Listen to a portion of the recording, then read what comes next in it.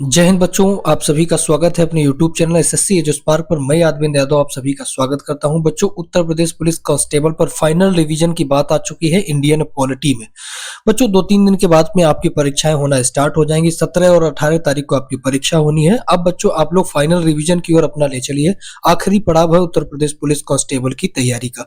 बच्चों, उत्तर प्रदेश में हम लोग यूपी पॉलिटी के बारे में देख लेते हैं कि आखिरकार पहले अगर पेपर्स उठाए जाए पहले प्रीवियस ईयर, तो उसमें पॉलिटी के किस तरीके से किस टाइप के क्वेश्चन बच्चों पूछे गए, उसी टाइप के क्वेश्चन आज हम लोग देखने वाले हैं। बच्चों, पहला प्रश्न देखिए, भारतीय संविधान को कब अपनाया गया, ये आपको बताना है कि इंडियन कॉन्स्टिट्यूशन को अडॉप्ट कब किया गया। भारतीय असेंबली के द्वारा, यानी कि इंडियन कॉन्स्टिट्यूशन असेंबली के द्वारा भारतीय संविधान को अडॉप्ट कब किया गया। तो बच्चों ध्यान रखना, 26 नवंबर 1949 को इंडियन कॉन्स्टिट्यूशन असेंबली के द्वारा भारतीय कॉन्स्टिट्यूशन को अपनाया गया था।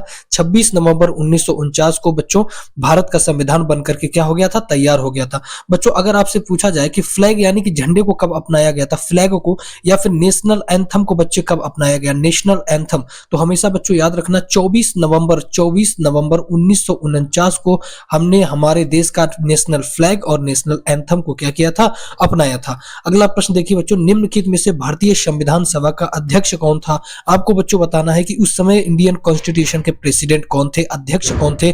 तो बच्चों option number A doctor Rajendra Prasad उस समय संवैधानिक सभा के इंडियन कॉन्स्टिट्यूशन असेंबली के क्या थे, अध्यक्ष थे, जिन्हें बाद में क्या बनाया गया था बच्चों, भारत का बच्चों प्रथम प्रेसिडेंट भी यही थे, प्रधान राष्ट्रपति बच्चों है ना, प्रथम प्रेसिडेंट राष्ट्रपति कौन थे, भारत के पहले प्रेसिडेंट कौन थे, डॉक्टर राजेंद्र प्रसाद भारत के पहले प्रेसिडेंट बने थे।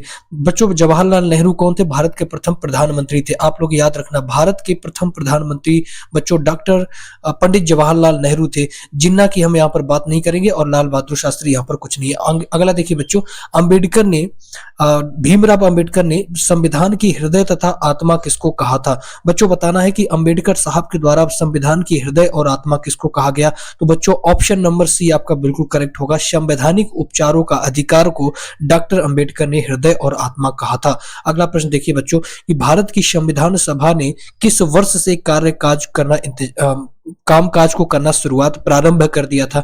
बच्चों एक बात ध्यान रखना, कैबिनेट मिशन के बाद में 1946 में कैबिनेट मिशन के बाद में जब हमारे यहाँ कैबिनेट मिशन आया, कैबिनेट मिशन के बाद में ये तय हो गया कि भारतीय संविधान सभा का गठन किया जाएगा, संविधान सभा बनाई जाएगी और संविधान सभा को इलेक्टेड किया गया। बच्चों 389 सीटों पर संविधान सभा को इलेक्टेड किया गया था। कुछ पद इसमें इलेक्टेड थे, कुछ पद इसमें बच्चों नॉमिनेटेड थे, है ना। इसके बाद में बच्चों 1946 से ही हमारे देश में क्या संविधान सभा ने अपना कामकाज करना स्टार्ट कर दिया था। ऑप्शन नंबर बी आपका बच्चों बिल्कुल करेक्ट होगा, 1946। अगला प्रश्न देखिए बच्चों, भारतीय संविधान का प्रारूप समिति के अध्यक्ष कौन थे। बच्चों प्रारूप समिति के अध्यक्ष आपको बताना है कि भारत के संविधान के प्रारूप समिति के अध्यक्ष कौन थे। तो ऑप्शन नंबर सी बच्चों करेक्ट होगा, भीमराव अंबेडकर भारतीय कॉन्स्टिट्यूशन सभा के क्या थे, प्रारूप समिति के अध्यक्ष थे। बच्चों ऑप्शन नंबर सी आपका बिल्कुल करेक्ट होगा। बच्चों एक बात याद कर रखना, प्रारूप का मतलब होता है कि प्रारूप मतलब रूपरेखा, संविधान की रूपरेखा, है ना, संविधान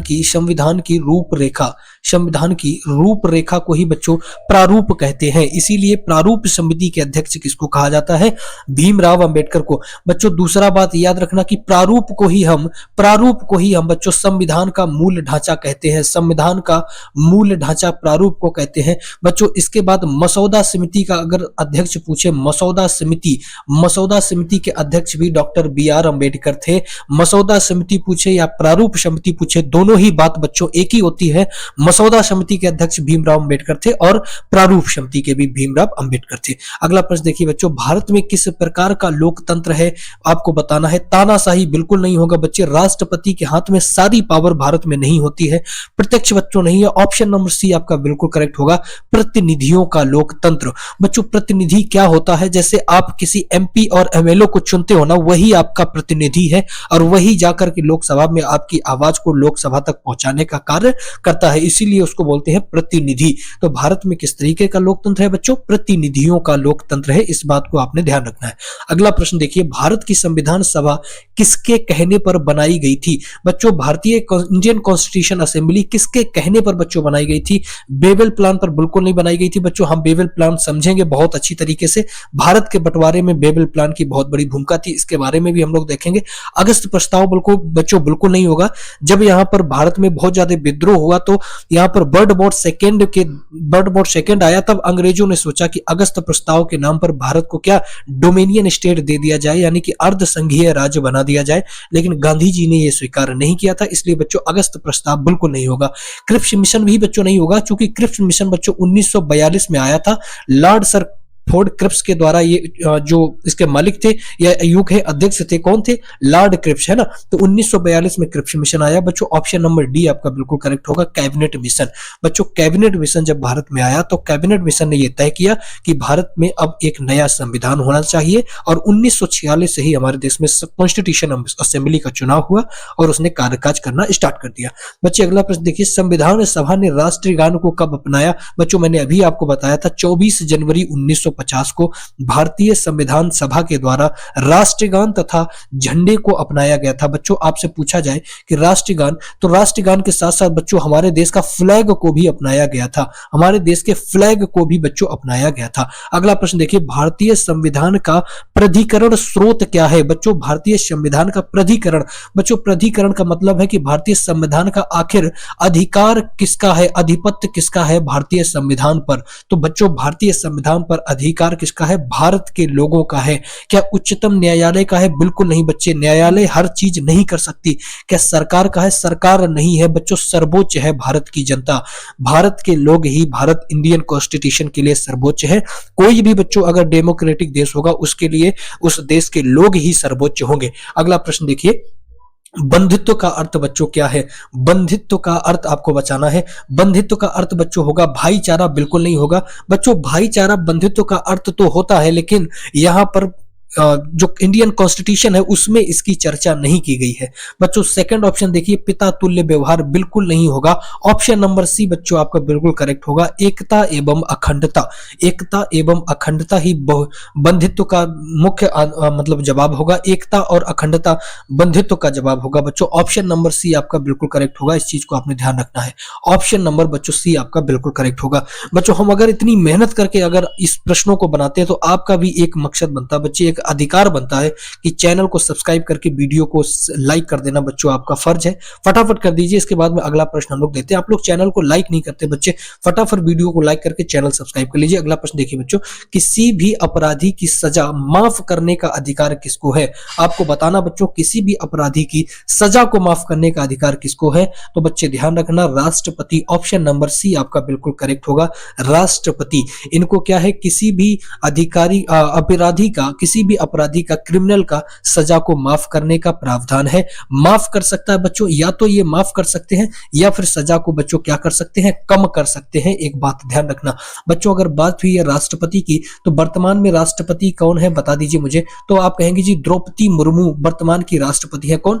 द्रौपदी मुर्मू। द्रौपदी मुर्मू वर्तमान में बच्चों राष्ट्रपति होंगी। किस नंबर की राष्ट्रपति हैं? तो बच्चों वे 15वें नंबर की राष्ट्रपति होंगी द्रौपदी मुर्मू। और बच्चों ये कहां? आदिवासी समाज से आती है। इतनी बात आप ध्यान रखना कि बच्चों ये आदिवासी समाज से आती है। द्रौपदी मुर्मू जी हमारे देश की आदिवासी समाज से आती है बच्चों, इस चीज को आप ध्यान रखना। 15वें नंबर की ये राष्ट्रपति है। इसके बाद बच्चों अगला प्रश्न देखिएगा कि निम्नलिखित में से किसे जनता के सदन के नाम से जाना जाता है? बच्चों राज्यसभा की अगर हम बात करें तो राज्यसभा को उच्च सदन के नाम से जाना जाता है। उच्च सदन के नाम से राज्यसभा को बच्चों जाना जाता है। राज्यसभा की जो उम्र होती है बच्चों, इसको कभी भी भंग नहीं किया जा सकता। कभी भी भंग नहीं किया जा सकता बच्चों। राज्यसभा को कभी भी भंग नहीं किया जा सकता। राज्यसभा का एक मेंबर 6 साल के लिए कार्यरत होता है, अपितु लोकसभा का एक जो कैंडिडेट होगा वो 5 साल के लिए कार्यरत होता है। इस बात को बच्चे ध्यान रखना। तो बच्चों लोकसभा की अगर बात की जाए तो लोकसभा को हम निम्न सदन के नाम से जानते हैं। निम्न सदन।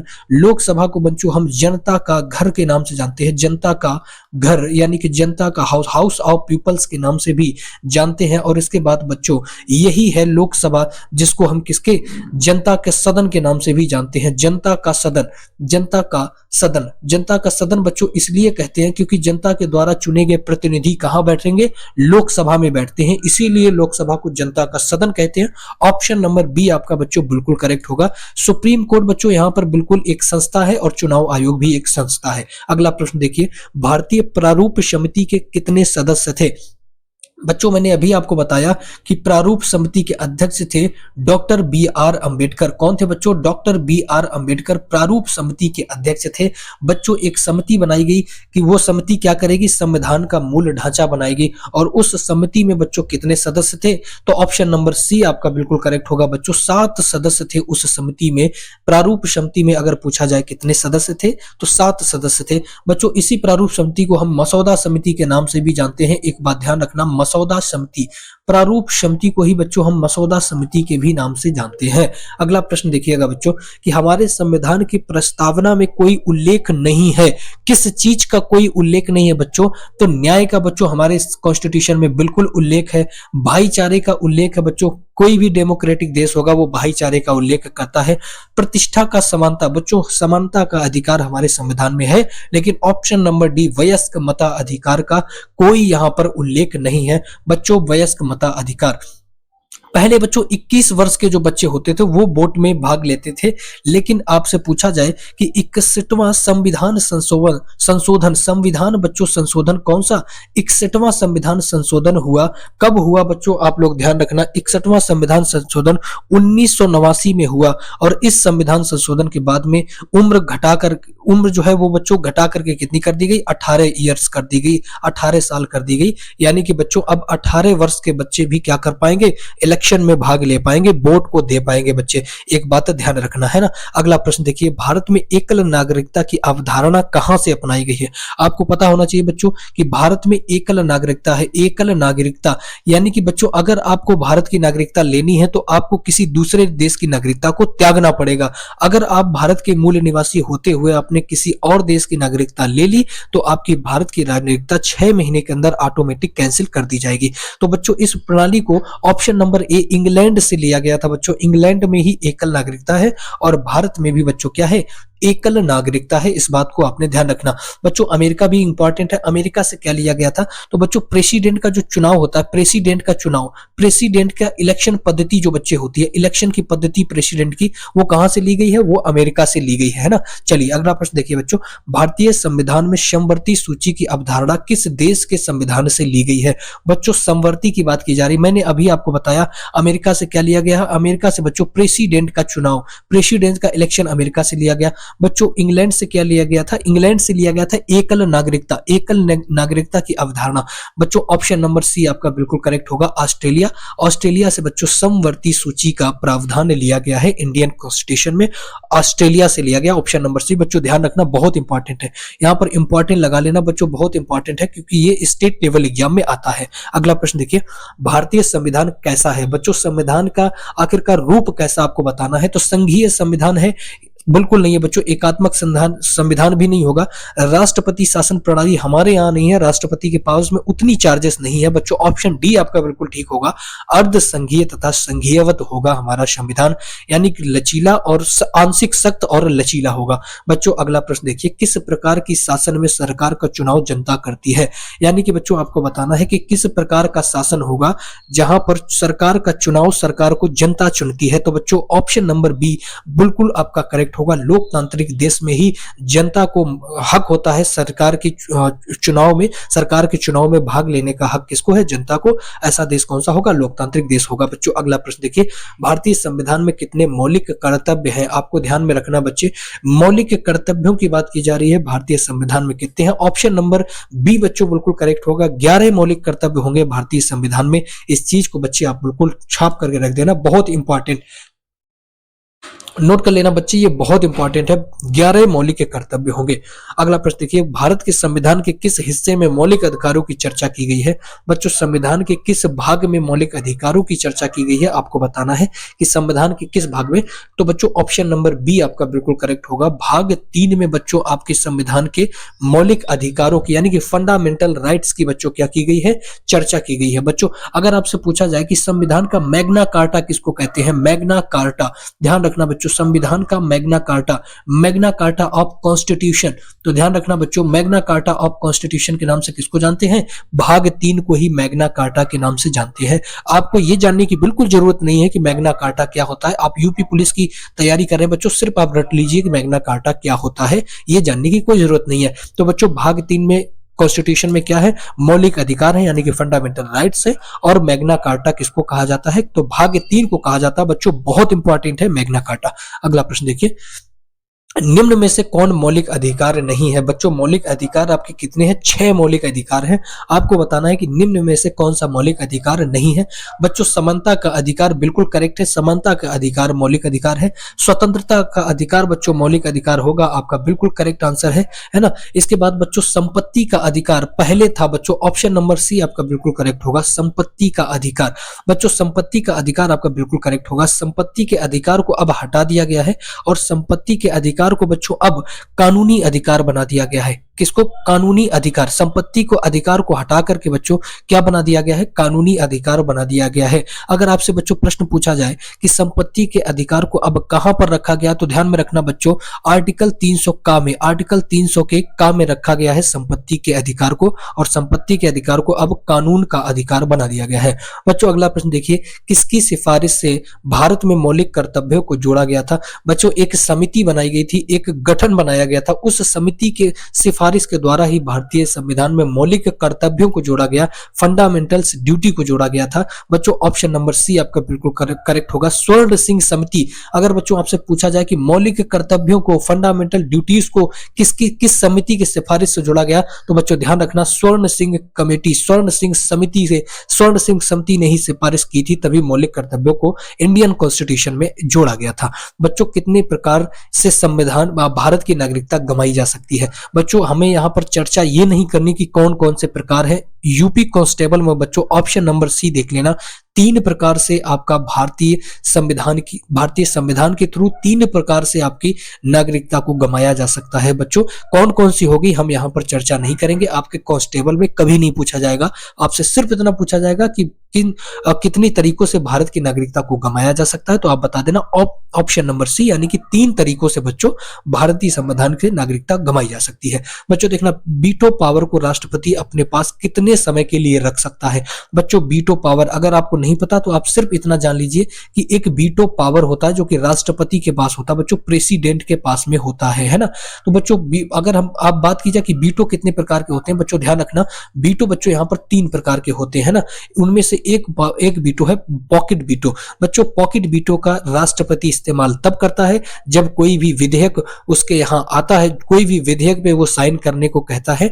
जब कोई भी विधेयक मान लीजिए राज्यसभा और लोकसभा से पारित होकर के राष्ट्रपति के पास फाइनल हस्ताक्षर के लिए पहुंचता है, तो राष्ट्रपति बच्चों पॉकेट वीटो का इस्तेमाल करके अनिश्चित समय के लिए उस वीटो का इस्तेमाल करके उस विधेयक को अनिश्चित समय के लिए टाल सकता है। ऑप्शन नंबर डी बच्चों आपका बिल्कुल करेक्ट होगा, अनिश्चित समय के लिए, है ना। ध्यान रखना बच्चों, मैंने आपको पहले बताया कि कोई भी विधेयक अगर पास होना है, कोई भी विधेयक बनना है, तो बच्चों पहले राज्यसभा में पास होगा, फिर लोकसभा में पास होगा और फाइनल के लिए राष्ट्रपति महोदय के पास जाता है। राष्ट्रपति के पास में एक वीटो पावर नाम का ताकत होती है, जिस ताकत का इस्तेमाल करके वो क्या कर सकता है, उस विधेयक को रोक सकता है। कितने समय के लिए? अनिश्चित काल के लिए। बच्चों अगला प्रश्न देखिए, भारत के राष्ट्रपति के लिए नागरिक की आयु कितने वर्ष की होनी चाहिए? बच्चों अगर आपको राष्ट्रपति बनना है तो आपकी उम्र बच्चों ऑप्शन सी 35 वर्ष की होनी चाहिए। कितने वर्ष की बच्चों? 35 साल के आप होने चाहिए, तो ही आप भारत में राष्ट्रपति बन सकते हैं, है ना। बच्चों अगर हम राज्यसभा मेंबर की बात करें कि अगर आपको राज्यसभा का मेंबर बनना है तो आपकी उम्र बच्चों 30 साल होनी चाहिए। कितनी साल? 30 साल। बच्चों अगर आपको लोकसभा का मेंबर बनना है, लोकसभा का, या यूं कहे बच्चों अगर आपको प्राइम मिनिस्टर बनना, पीएम बनना है, तो आपकी उम्र बच्चों 25 25 साल की उम्र होनी चाहिए। आप मुझे बता दीजिए कि भारत का सबसे नवीन यानी कि नया भारत का सबसे नव प्रधानमंत्री के रूप में किसको जाना जाता है? तो आप मुझे बताइए। तो आप कहेंगे जी राजीव गांधी। राजीव गांधी को भारत का सबसे नया प्रधानमंत्री, नया नवेला प्रधानमंत्री कहते हैं। कम उम्र के प्रधानमंत्री थे राजीव गांधी, जिनकी उम्र थी 25 साल, है ना। चलिए अगला प्रश्न देखिए कि भारत का उपराष्ट्रपति होता है, भारत का उपराष्ट्रपति बच्चों क्या होता है? लोकसभा का अध्यक्ष बच्चों बिल्कुल नहीं होता। लोकसभा के अध्यक्ष कौन होते हैं? वो होते हैं लोकसभा के सदस्य। और वर्तमान में बच्चों लोकसभा का स्पीकर कौन है आपको बताना है। वर्तमान में लोकसभा के स्पीकर बच्चों हैं कौन? ओम बिरला। कौन है बच्चों? ओम बिरला वर्तमान में लोकसभा के स्पीकर है बच्चों, Om Birla. Option number B बच्चों बिल्कुल करेक्ट होगा। राज्यसभा का पदेन सभा अध्यक्ष, पदेन अध्यक्ष, राज्यसभा का पदेन अध्यक्ष ही बच्चों क्या होता है? भारत का उपराष्ट्रपति होता है। बच्चों वर्तमान में बताइए, आप वर्तमान में भारत के उपराष्ट्रपति कौन है? तो आप बताएंगे जी जगदीप धनखड़ होंगे।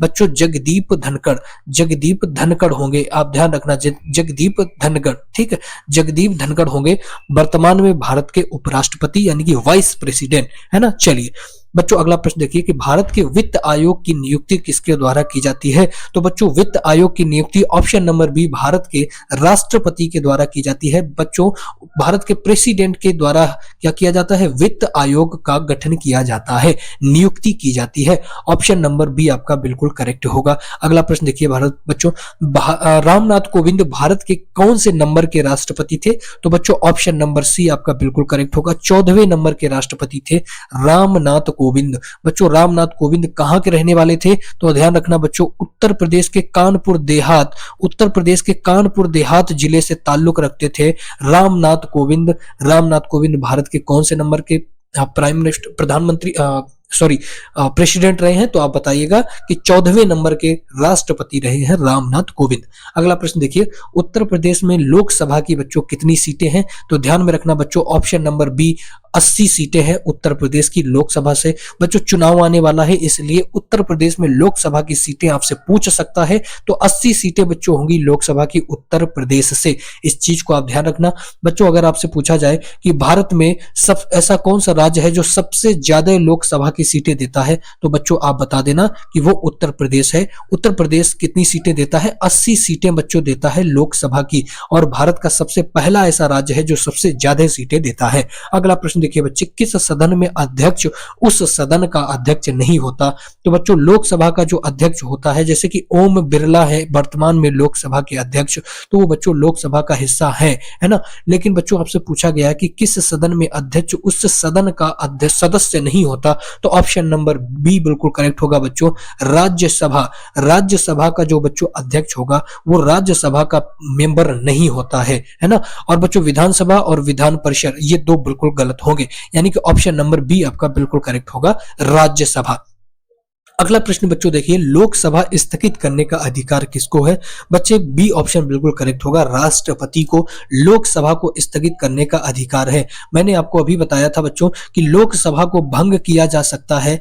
लोकसभा को भंग क्यों किया जा सकता है? अगर बच्चों मान लीजिए पीएम के प्राइम मिनिस्टर के बच्चों खिलाफ अगर कोई भी अविश्वास प्रस्ताव पारित हो जाता है, अविश्वास प्रस्ताव, तो बच्चों क्या किया जा सकता है? लोकसभा को भंग किया जा सकता है। और या फिर अगर मान लीजिए कि प्राइम मिनिस्टर की अचानक मृत्यु हो जाए, जैसे कि पंडित जवाहरलाल नेहरू की मृत्यु हुई थी अचानक, तो आपका क्या हो जाएगा? लोकसभा को भंग किया जा सकता है। लेकिन बच्चों लोकसभा का भंग करने की ताकत किसके पास में है? राष्ट्रपति के पास में है। लेकिन बच्चों राष्ट्रपति अपने मन से, अपने स्वविवेक से ये फैसला नहीं ले सकता। ये क्या करेगा? प्राइम मिनिस्टर के कहने पर लोकसभा को भंग करता है। ठीक है, अगला प्रश्न देखिए निम्नलिखित में से पॉपुलर चेंबर किसे कहा जाता है? बच्चों लोकसभा, ऑप्शन नंबर सी आपका बिल्कुल करेक्ट होगा। लोकसभा को ही पीपल ऑफ चेंबर के नाम से जानते हैं। बच्चों यहाँ पर टाइपिंग मिस्टेक है थोड़ी सी, आप ध्यान रखना। पीपल ऑफ चेंबर्स के नाम से किसको जानते हैं? लोकसभा को जानते हैं, क्योंकि यहाँ पर लोगों के द्वारा चुना गया प्रतिनिधित्व बैठते हैं लोकसभा में, इसीलिए इसको पीपल ऑफ चेंबर्स के नाम से जानते हैं, हाउस ऑफ पीपल्स के नाम से जानते हैं, और जनता का सदन के नाम से जानते हैं। किन किन नामों से जानते हैं बच्चों? लिख लेना, जनता का सदन। बच्चों जनता का सदन के नाम से किसको जानते हैं? तो आप कहोगे लोकसभा को बच्चे जानते हैं। इसके बाद बच्चों ध्यान रखना हाउस ऑफ पीपल के नाम से किसको जानते हैं? हाउस ऑफ पीपल, तो बच्चों हाउस ऑफ पीपल के नाम से भी किसको जानते हैं? लोकसभा को जानते हैं। बच्चों निम्न सदन के नाम से किसको जानते हैं? निम्न सदन, तो बच्चे निम्न सदन के नाम से भी किसको जानते हैं? लोकसभा को जानते हैं। ये बातें ध्यान रखना। भारत की संसद में निम्नलिखित में से शामिल होते हैं। भारत की बच्चों पार्लियामेंट, हम अगर बात करें भारत की संसद की, तो बच्चों संसद के 3 भाग होते हैं, पहला भाग, दूसरा भाग और तीसरा भाग। तो बच्चों पहला भाग होता है आपका राज्यसभा, बच्चों कौन? राज्यसभा। इसके बाद बच्चों होता है लोकसभा, लोकसभा, और ये दोनों बच्चे क्या है? ये दोनों ही सदन है, ये दोनों ही सदन है। राज्यसभा को बच्चे उच्च सदन और लोकसभा को निम्न सदन कहा जाता है। लेकिन बच्चों संसद का एक अभिन्न अंग और होता है जिसको हम कहते हैं राष्ट्रपति।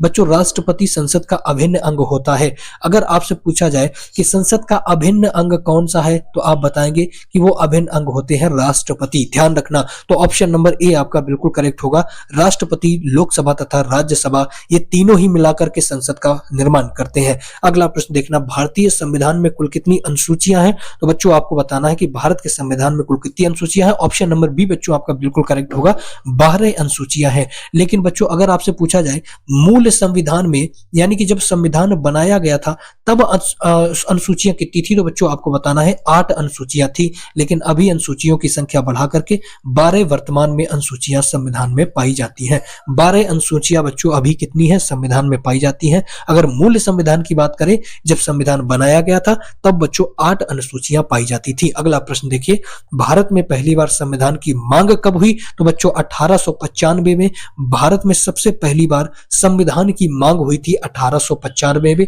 इस चीज को आपने बच्चों ध्यान रखना है। कब हुई थी? 1895 में सर्वप्रथम भारत में क्या हुआ था बच्चों? संविधान की मांग हुई थी। यानी कि मांग का मतलब बच्चों ये है कि पहली बार डिमांड किया गया था, है ना, फर्स्ट टाइम डिमांड बच्चों किया गया था इंडियन कॉन्स्टिट्यूशन का कि भैया भारत में भी संविधान सभा होनी चाहिए, भारत का भी एक संविधान होना चाहिए।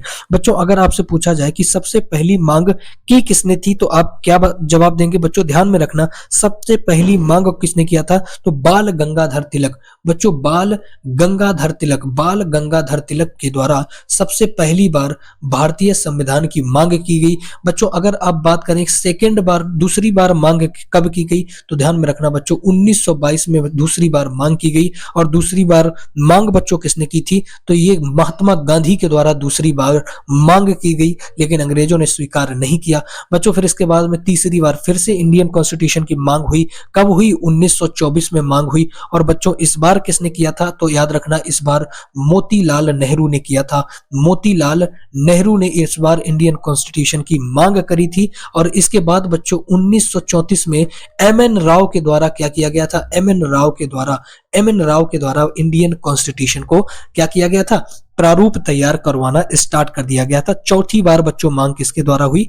एमएन राव के द्वारा हुई थी। बच्चों एक बात यहीं पर नोट कर लेना, अगर आपसे पूछा जाए कि लास्ट में सबसे लास्ट टाइम मांग कब हुई, तो बच्चों याद रखना अंतिम मांग 1938 को हुई थी पीटी नेहरू के द्वारा, पंडित जवाहरलाल नेहरू के द्वारा बच्चों 1938 में लास्ट मांग की गई थी। अगला प्रश्न बच्चों देखना, क्रिप्स मिशन बच्चों पूछा गया है भारत कब आया? क्रिप्स मिशन बच्चों मैंने अभी आपको बताया था 1942, ऑप्शन नंबर बी 1942 में क्रिप्स मिशन भारत में आया। क्रिप्स मिशन का अध्यक्ष आपसे पूछा जाएगा कि अध्यक्ष कौन थे क्रिप्स मिशन के, तो बच्चों याद रखना लॉर्ड क्रिप्स। बच्चों लॉर्ड क्रिप्स क्रिप्स मिशन के कौन थे? अध्यक्ष थे। बच्चों क्रिप्स मिशन में लॉर्ड क्रिप्स कौन थे? अध्यक्ष थे, है ना। चलिए अगला प्रश्न देखिए बच्चों, कैबिनेट मिशन भारत कब आया? बच्चों कैबिनेट मिशन भारत आने के बाद ही इंडियन कॉन्स्टिट्यूशन बनने का निर्माण तैयार किया गया। बच्चों एक बात ध्यान रखना कि 1946 में, ऑप्शन नंबर ए आपका बिल्कुल करेक्ट होगा बच्चों, 1946 में कैबिनेट मिशन भारत कब आया? बच्चों 1946 में आया। लेकिन अगर डेट की बात की जाए तो बच्चों ध्यान रखना 24, यहां पर बच्चों ध्यान देना 24 मार्च को, है ना, 24 मार्च 1946 को यहां पर कैबिनेट मिशन भारत आया था बच्चों। और कैबिनेट मिशन में कुल कितने सदस्य थे? तो बच्चों ध्यान में रखना कैबिनेट मिशन में सदस्यों की अगर बात की जाए तो बच्चे मेंबर्स कैबिनेट मिशन में 3 थे। हम मेंबर्स के बारे में भी डिस्कस कर लेते हैं कि वो मेंबर्स कौन कौन थे। बच्चों एक बात ध्यान में रखना, ऊपर सबसे पहले याद रखना लॉर्ड पैथिक लॉरेंस था बच्चों। कौन था? पैथिक लॉरेंस, है ना। पहला सदस्य कौन था? Pethick Lawrence.